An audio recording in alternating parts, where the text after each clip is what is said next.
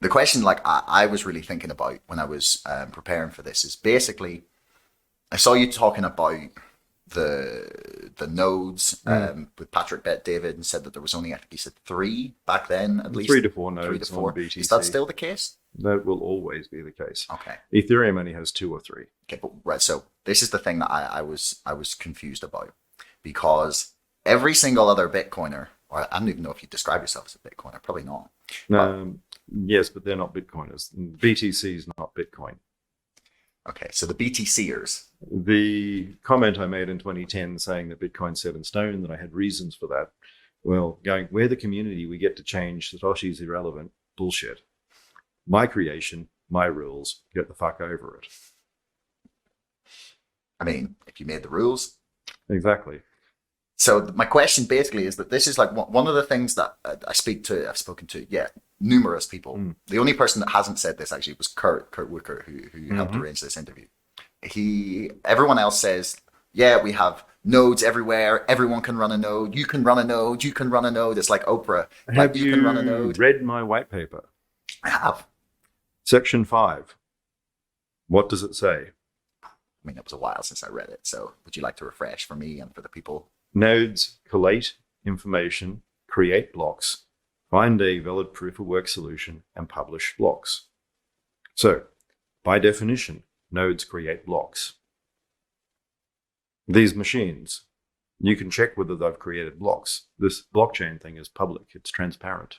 You can see every machine that's created every block.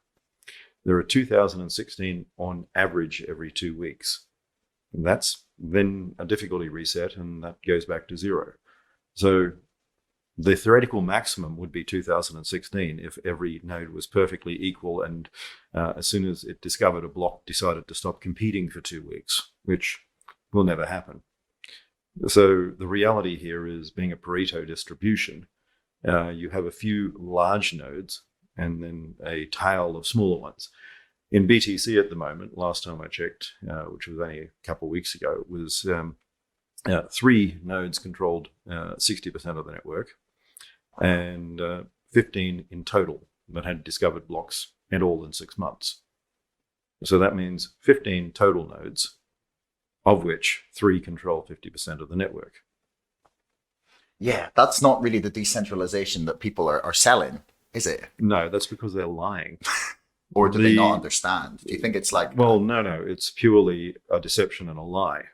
I mean, it is, you can't stop our network because it's decentralized. We've got tens of thousands of nodes, and they lie to government.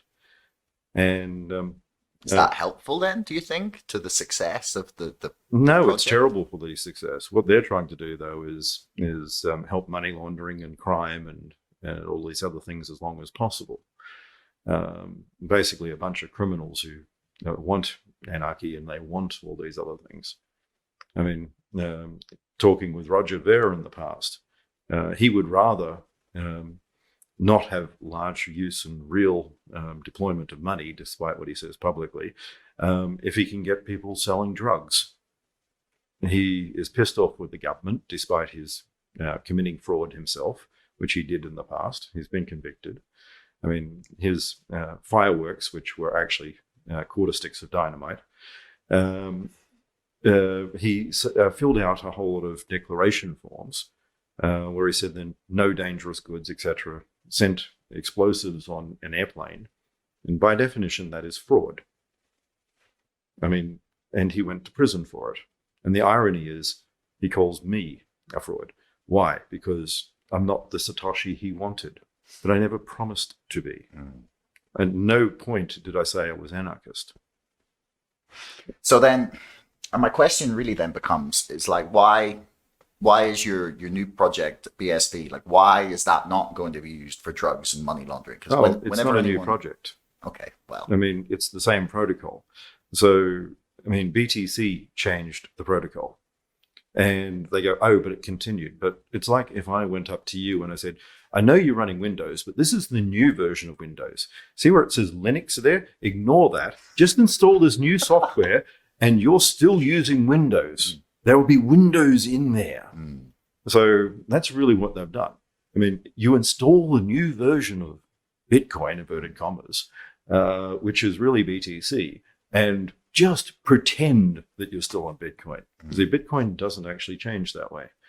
So this whole community thing is a lot of crap. There are 3 people with GitHub keys, which shouldn't be on that anyway. I mean, they moved away from SourceForge because that was too centralized, which is what I set up. And it's not a community thing because Peter Woolley and a few others decide who gets to merge.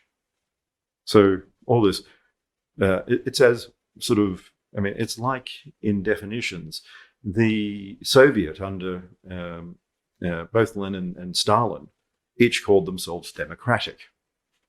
The people could vote. The people could vote for whoever they want. You have a choice of voting for Stalin or voting for Stalin. Or you can not vote for Stalin and go to a gulag. I mean, it was purely by choice. Everyone had the choice to either vote for Stalin or be punished.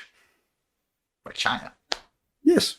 I mean, you have a choice. You can vote for the party or you can not vote for the party and not vote for anyone else. Thanks for making it all the way to the end of the video. Don't forget to like, share, subscribe, and leave a comment for us in the comments below. Let me know what you thought and if you'd like to see more of this from the show. Thank you, and we'll see you again next time.